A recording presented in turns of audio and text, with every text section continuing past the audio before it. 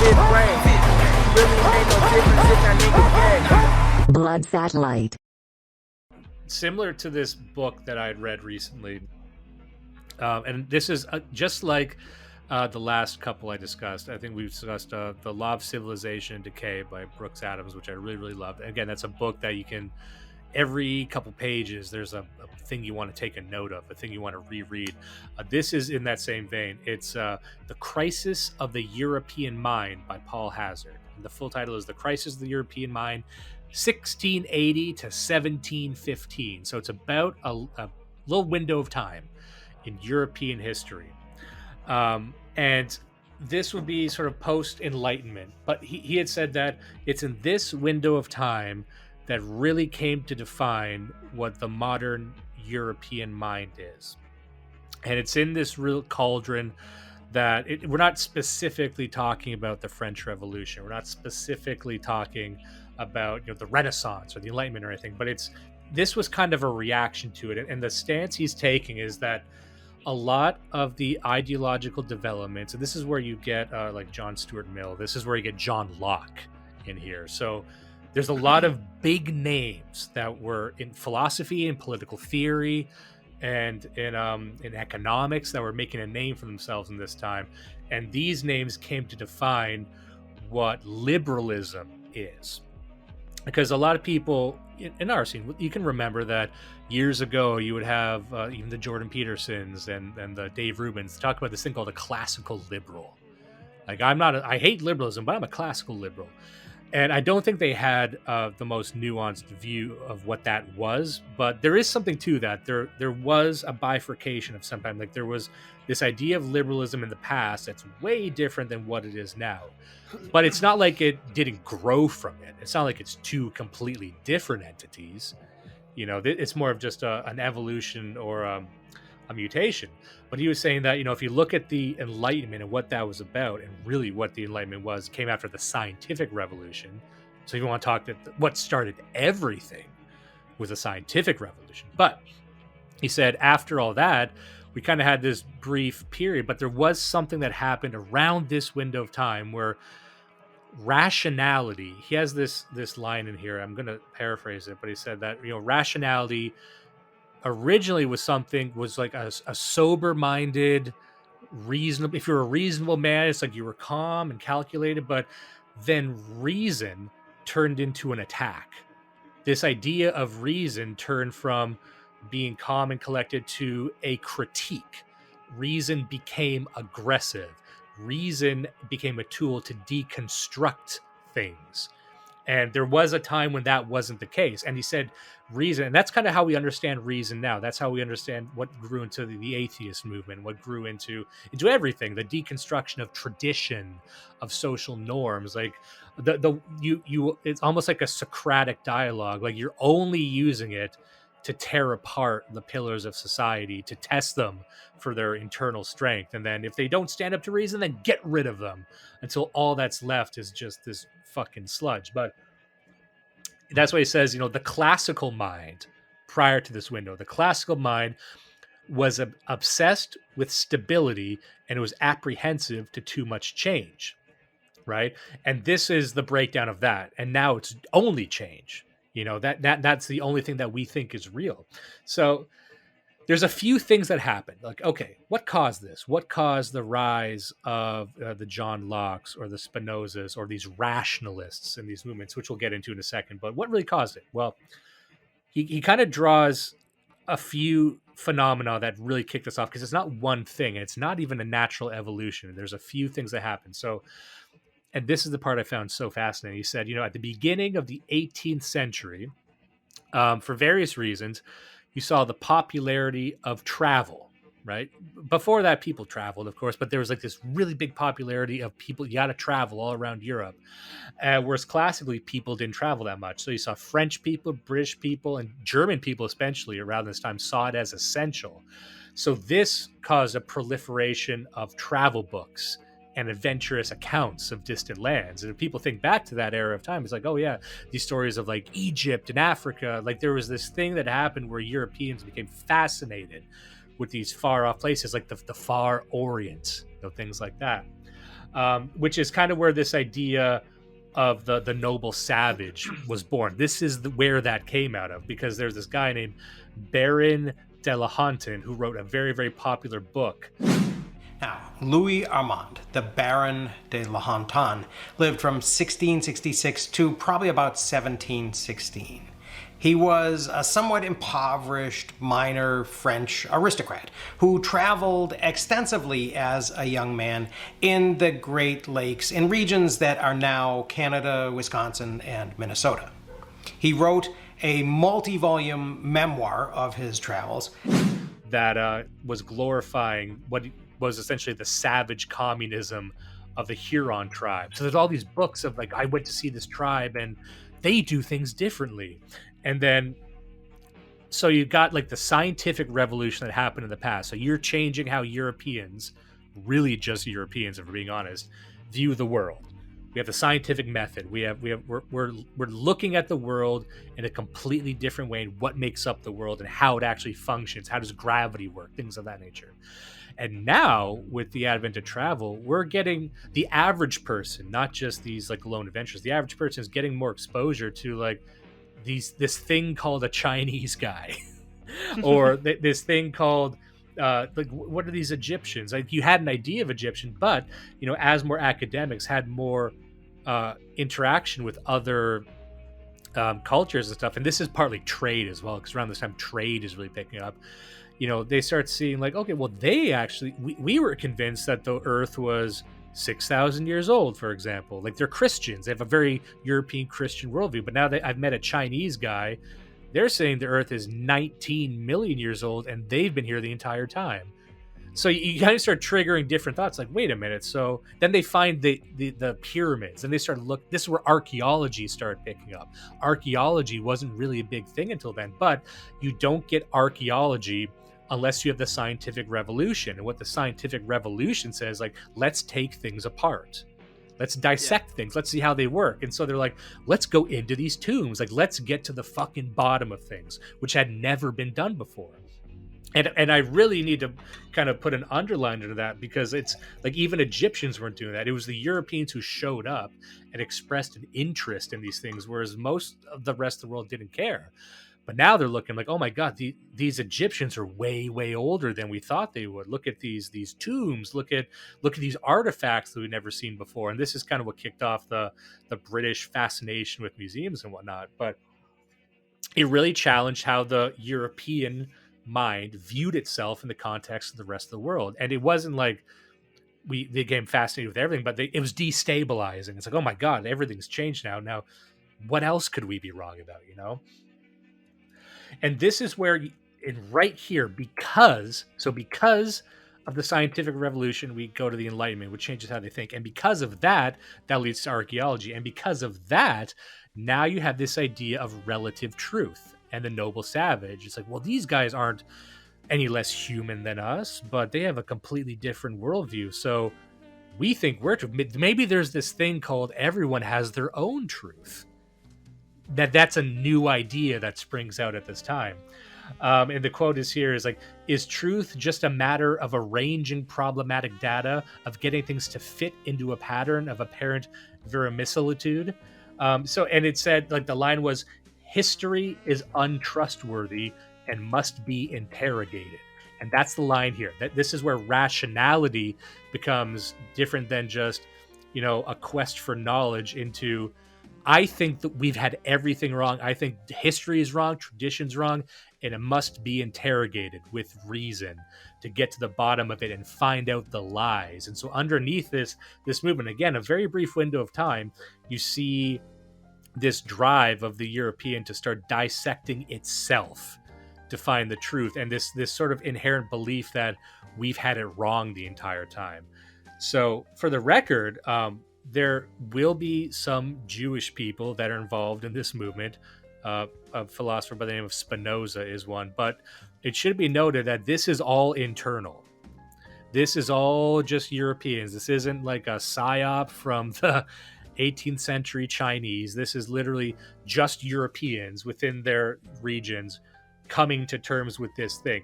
And this is sort of the natural extension of liberalism. However, what's interesting is that once you look at the story of liberalism, which is what this is, you can see that it's really just a series of battles. There was no reason that it should just evolve. The idea of liberalism should evolve on its own into what we have now. What it was really just a handful of guys and a handful of intellectual groups who published a few books that changed everything.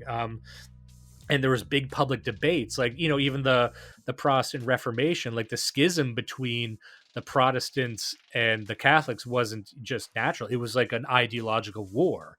Just like everything here, we're watching like 5 or 6 mini ideological wars happen at the same time. And I think that's what's interesting once you look at the actual timeline and say, oh, well, that led to this, and of course it split off into this. So, and I'll get to that in a second, but the line here is that reason was no longer seen as sober good sense coupled with divine wisdom, but something aggressive and critical. The claim is that the revolutionary ideas of 1789 were seen as far back as 1680. So 1789, now you're getting into the French Revolution. So what he's saying is that things like the French Revolution start back here. And you wouldn't have something like the French Revolution until you have like these thoughts, because France really sits at the center of this entire thing. And so historically, you look at by the late 1600s, France was at the center of the intellectual and cultural universe. Because a lot of people, when they think about European history, they think, oh, it's Britain. The British Empire has always been there. Not really. And the story here is it kind of shows how Britain became as prominent as it was in Europe, but during this time and the time, a great deal longer before that, France was not only the cultural center of Europe, but there was a lot of talk that France was going to be sort of the international language.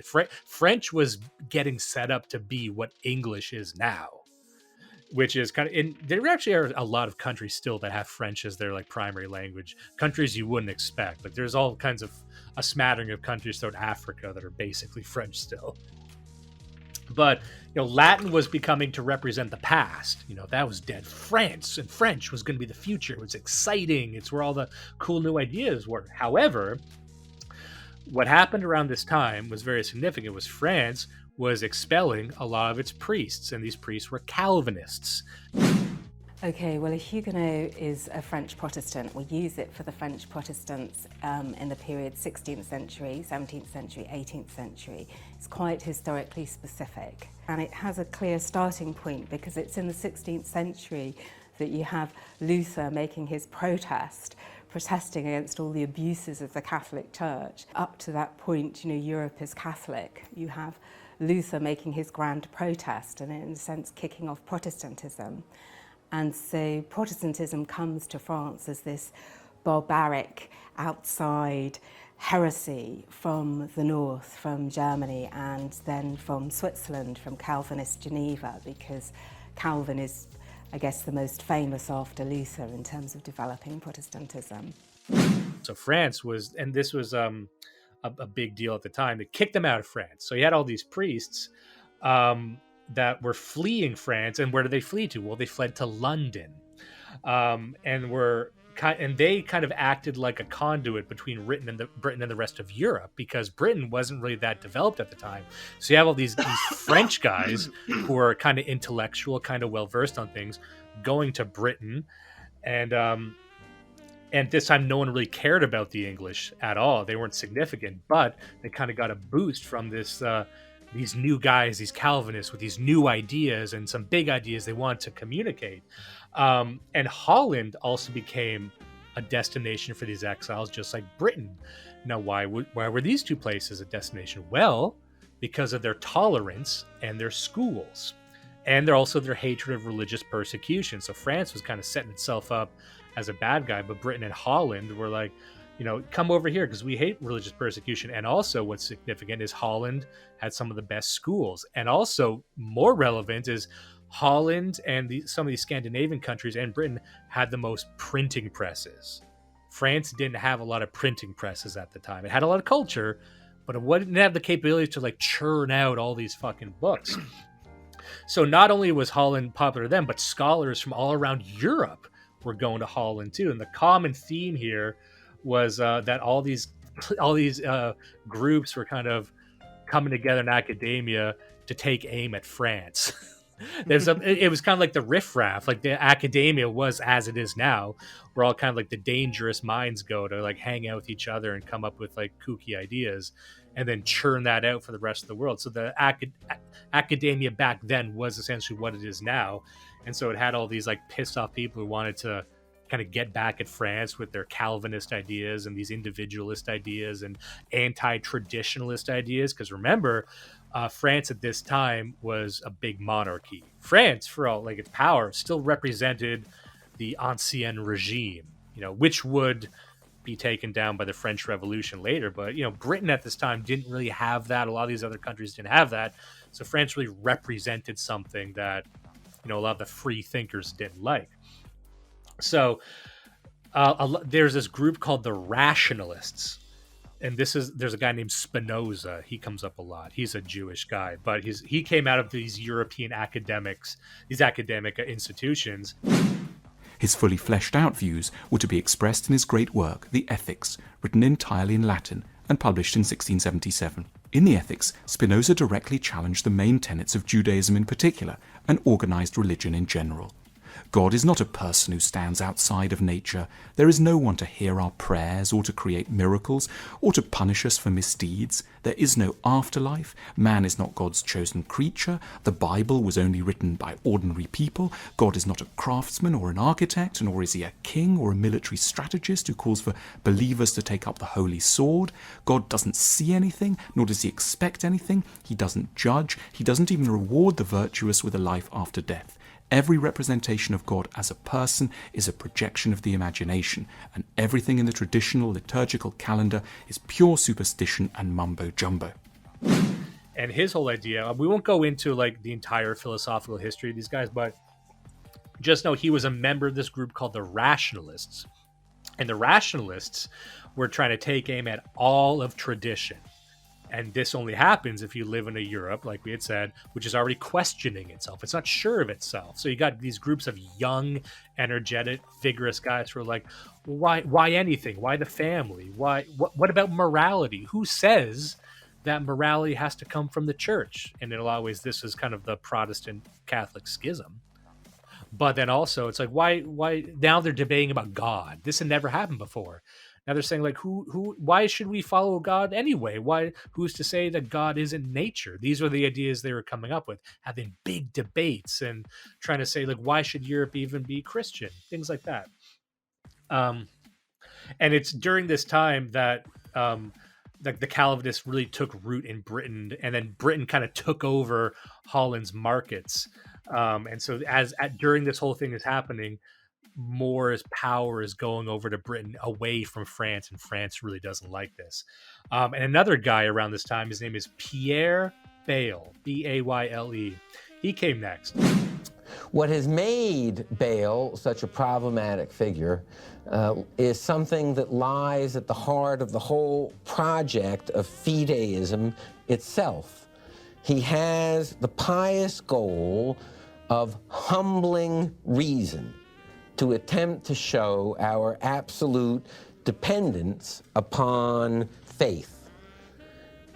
And in order to accomplish that goal, what Bayle seeks to demonstrate, just as the tidal wave of confidence in reason is crashing over European culture, what Bayle sets out to demonstrate is the incompatibility of reason and faith.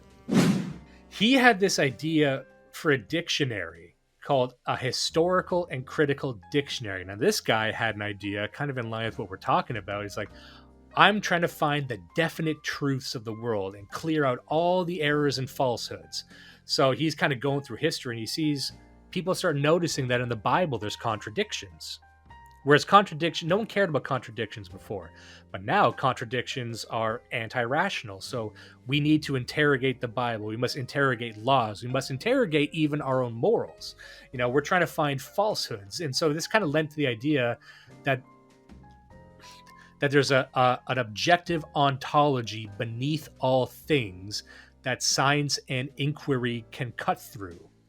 But by doing that, it assumes that the world around us right now, the traditional world, is just clutter, right? So right now, you're seeing the birth of this philosophical idea that there is like a fundamental truth, and that is what science tries to get to. Even in the modern day, science assumes that most of the shit around us is made up and stupid, but there is like an ontological truth beneath everything. And if we can just cut through that with logic and reason, we can get to something, right? But this was a new idea back then, and as you can see, it's a lot of if-then statements going on. It's like, well, if we assume this, then we must assume this. If there's contradictions, that means that there is something that's not contradictory, which is some truth which we can find. But to do that, we have to assume that everything here is broken, right? So this guy, Peter Bale, he was the biggest name who showed that there was no link at all between religion and morals, and that an atheistic republic was possible. So, and then this was, again, a new idea that he was writing down, and these books were flowing out of the academia. But like an idea like that, you're thinking like, oh, that must have evolved naturally. No, you can pinpoint some of these ideas to like 3 or 4 guys. And then at this time, you're seeing the rise of Descartes. And Descartes, as a thinker, he's the leader of the rationalists, and has the Cartesian view of the mind, which is the idea that the human mind is separate from the mortal body.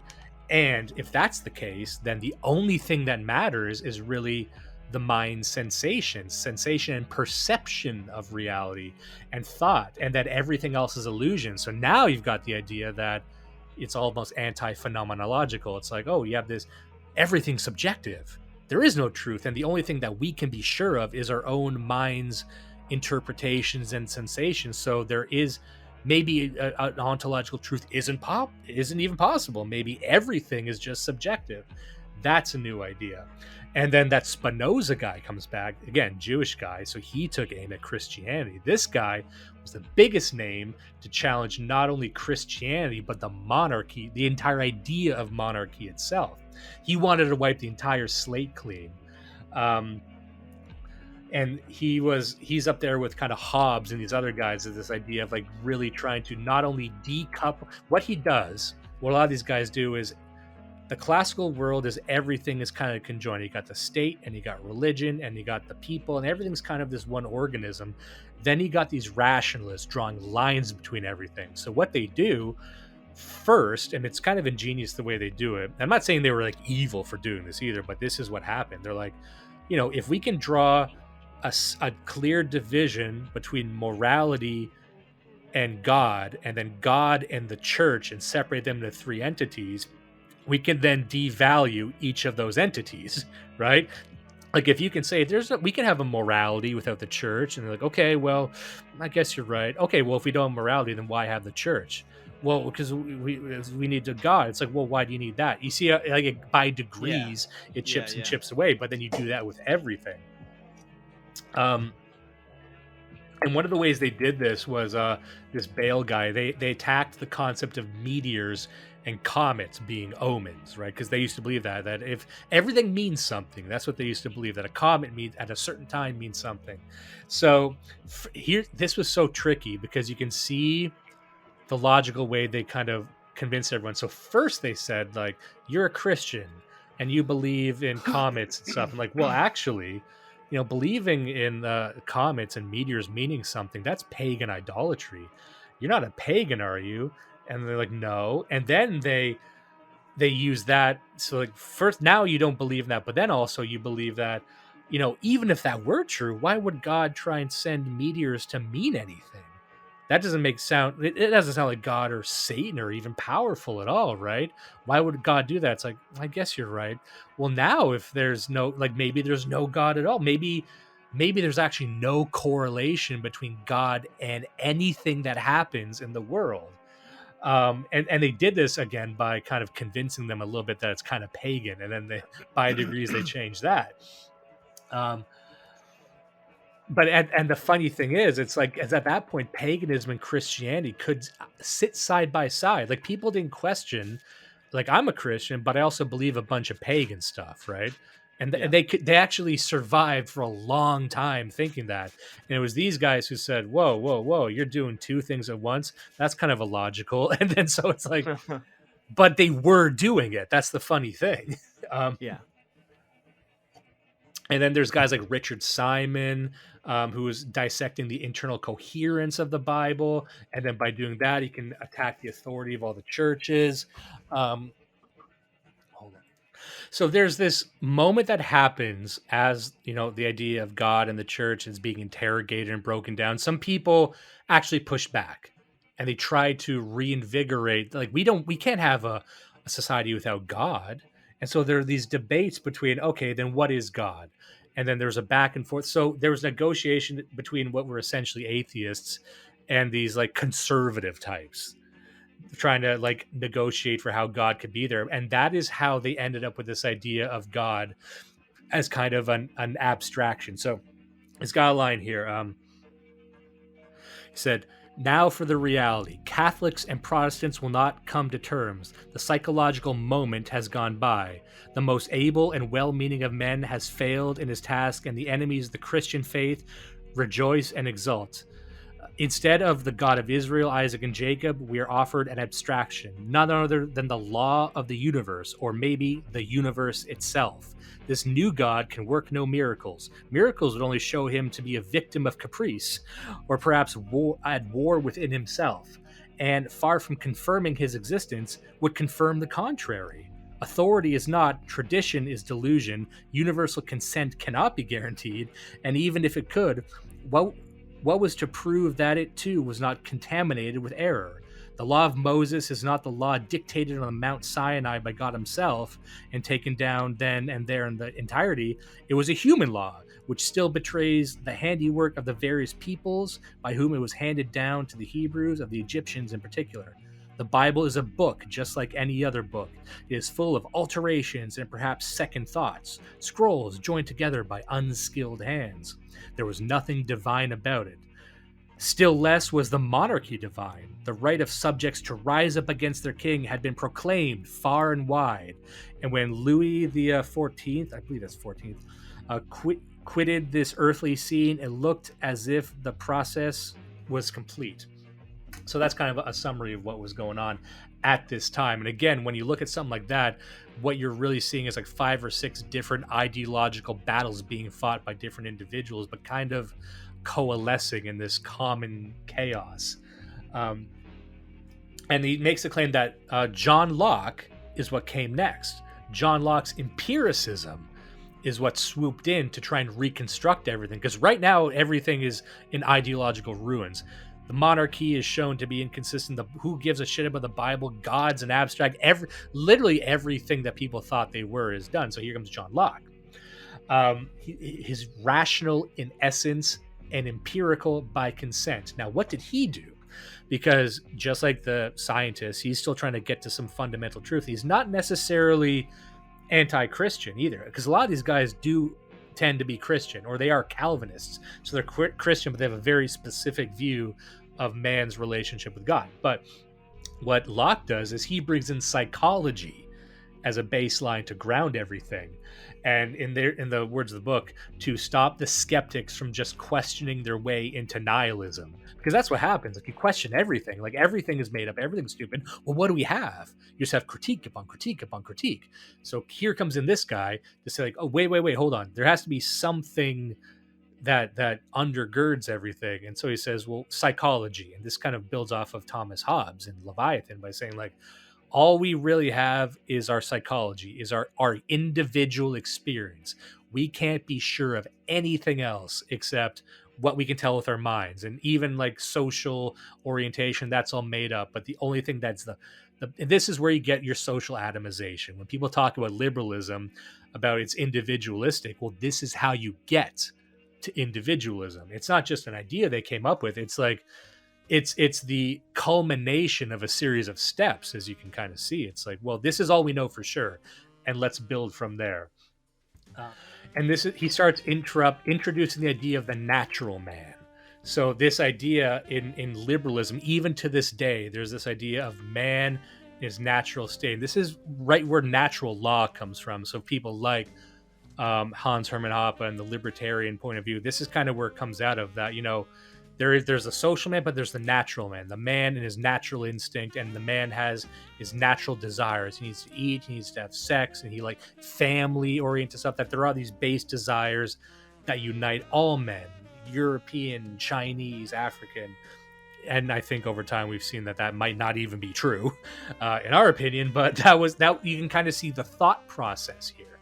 And I think once you understand the liberal thought process, like you really understand liberalism as such. And I think that's the reason I'm doing this to begin with, is because if we want to complain about liberalism all day, we kind of got to understand how it came to be and how it evolved by degrees. And so in the case of John Locke, this is where the entire idea of, like, if you ever heard natural law, if you ever heard of, like, even in our scene, we can't break from this. Even in the far right, the fascist people you talk to, they still have this conceptualization of, but there is like almost an ontological nature that drives us, and that ontological nature is married with the spirit maybe, but there's something irreducible and lived and materialistic. No matter what you want to say, that came out of this. That's what a lot of people, I don't think, understand. That this is my take, but you don't have fascism or Marxism without liberalism.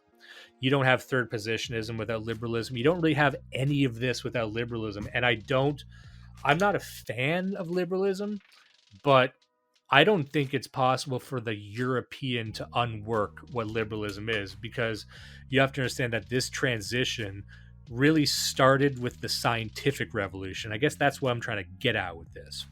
That liberalism isn't just this ideology that fell out of the fucking sky. There is no liberalism without the scientific revolution. And I don't think the European man in 2022 should be anti-science. I'm not a scientist fan. I'm not a scientism fan. But this idea of trying to find the truth, of interrogating the unknown, that to me melds directly onto what many on our side would call the Faustian man. What is the Faustian man? He's the man who climbs the mountain because it's there. It's the man who goes on the voyage to lands unknown. He's the man who has an aggressive relationship with the unknown, with the darkness. Any other day of the week, we would say that's great. That's what we should be doing. Well, that comes out largely of the scientific revolution, of trying to interrogate the unknown. And then, you can see how you lead directly to things like this. And like the idea, you don't have this idea of the dissident or the man who stands alone against the world unless you have this sort of atomization or the individual strengthened through it. And no one wants to talk about that. No one wants to hear that maybe the entire idea of being a dissident, or the entire idea of being able to organize and rise up against an oppressor, sits at the heart of this. And you don't really have that without this. You see what I'm saying? Does that make any sense? Yeah, that does make sense. Yeah.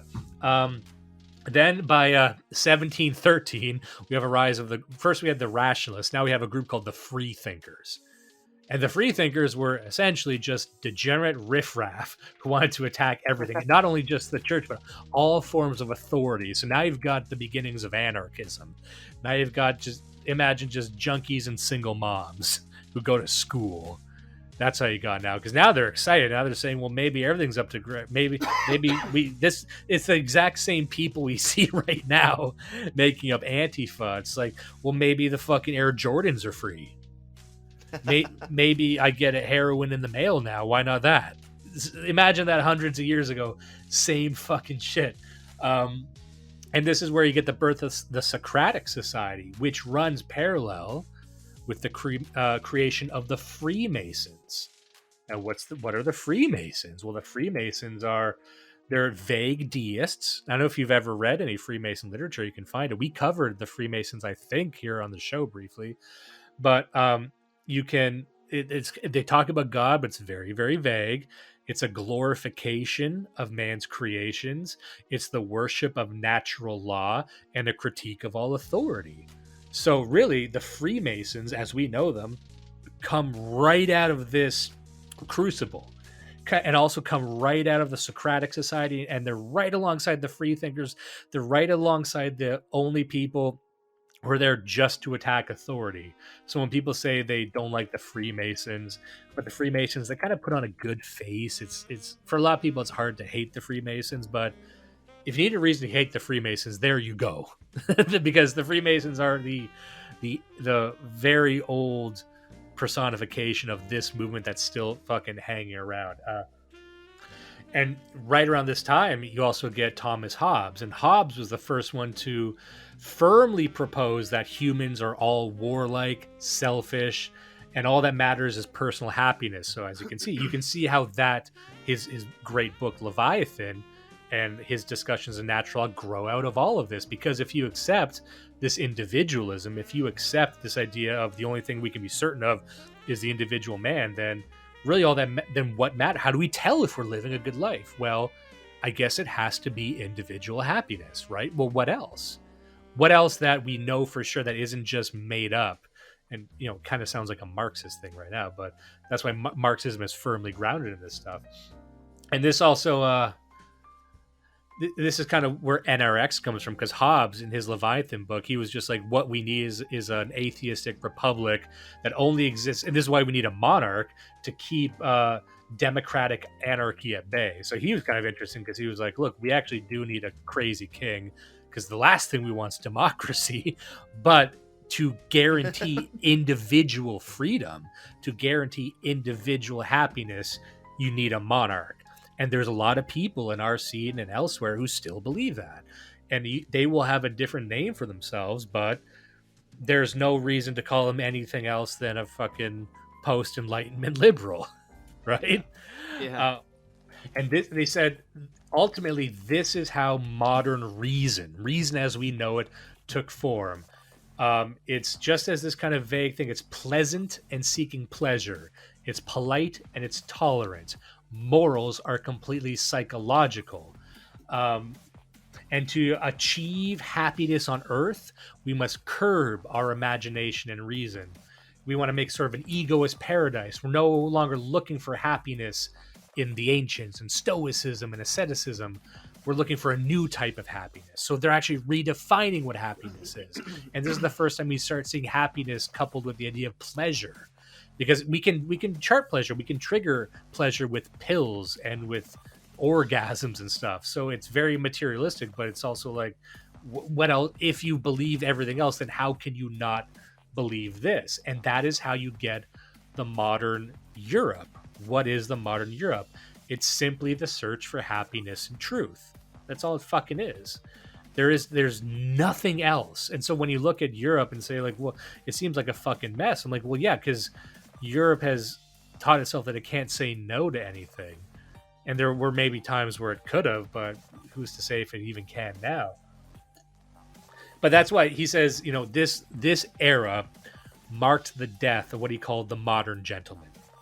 And what was the modern gentleman? This would have been a European man back then. He was actually a mess of contradictions, but they were balanced. He could believe in Christianity, but also paganism, and also rationality, and also science. The gentleman, the academic man, had no problem balancing all these things, and he was committed to temperance and politeness. And this man, you cannot be this man anymore. This was completely upended.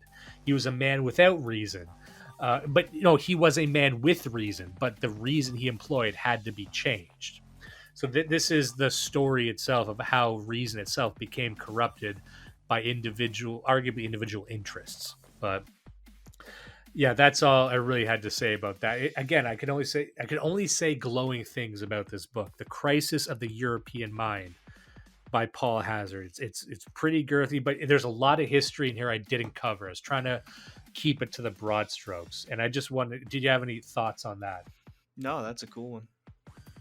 Yeah, I think it goes very well with the law of civilization and decay. So if we remember that, we're talking about how civilizations and empires fall because of the birth of a sort of new materialist economic man who, just by his nature, not even by being violent, not even by being terribly even coercive, he was more powerful than the former imaginative man. The imaginative man would have been the spiritual man, the rural man, the farmer, the martial class of the this was in Rome, this was in Britain, this was all over the place. So it's like, I can't. The point I'm making is I can't even be really mad at them.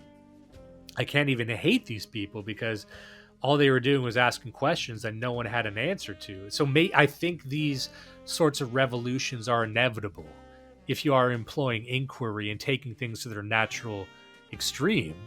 You know, this sort of evolution was inevitable, but that's why I'm thinking, you know, there is a way through this. Like, I don't think we need to accept just living in this gray sludge of, you know, post-Enlightenment critique for the sake of critique, or necessarily trying to roll it back to the middle 16th century.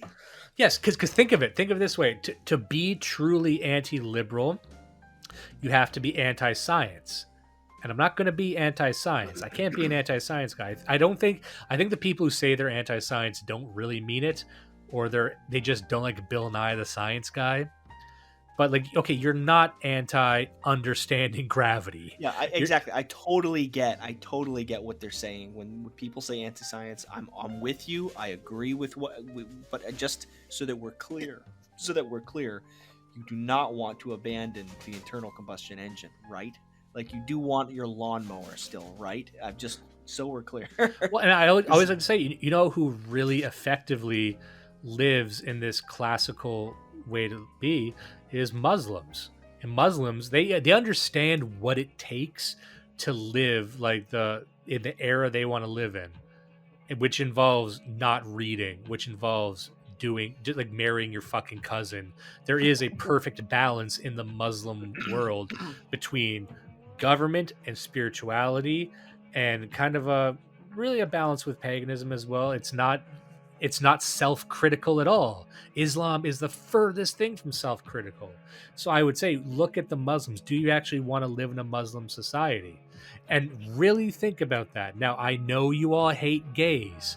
I know you all hate trannies. All I'm daring to say is I think there's a way to work through this degeneracy without being Muslim. There has to be, because I don't think to become a Muslim, you will have to abandon an essential, what I believe to be an essential Europeanness. You will have to stop being the Faustian man. You will have to stop being the man who wants to strike out and explore and climb the tallest mountain and engage to the idea of going out into the wilderness and building a cabin. If you want to do that, I don't think you want to be like a fucking Muslim. If you like, I'm just saying, like, maybe I don't want to, you know, beat too hard on that point, but I'm like, if you, it's okay to not like liberalism, but you have to understand how much it's in your veins. And I think if you can understand how liberalism occurred and how it mutated and evolved, there is a way to steer that ship in a different direction and make it perhaps just a bit less individualistic, less pleasure seeking. Maybe there is a way to rediscover the European gentleman who was not afraid to exist as a mess of contradictions. That this guy could, in fact, be religious and also maybe paganist and be scientific and spiritual at the same time. And maybe it doesn't really fucking matter if he's the most internally consistent person in the world, because we've seen what total individualistic consistency leads us. It just leads to hedonism, and it just leads to pumping up pleasure in your mind. Like, to me, you can call this like the culmination of the liberal experiment.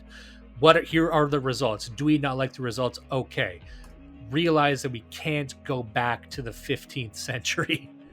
Yeah. Realize that, and now let's figure out what the next step is. And I think if you know the story of liberalism, you can see precisely where it went wrong and see what you think is a design might just be a bug that we can work with. Anyway, I know we're kind of going over now. I just wanted to get that part out. Not without carrying the conversation for another hour. I feel like this is something that we can talk about for forever, because the general concept of the liberal man and the amount of flack that liberalism takes broadly can be frustrating. I try to stay out of that conversation for that exact reason, because there are a lot of guys, I think younger guys, who throw those insults around like, oh, that's a liberal thing and we need to destroy all liberalism. It's like, you can't, like, it is suicide. Like, and again, I know what you're saying, but you have to be a little bit more nuanced about it, because you're talking about like the last 500 or 600 years of all Western history. You know, you can't just write it all off, man. So, yeah.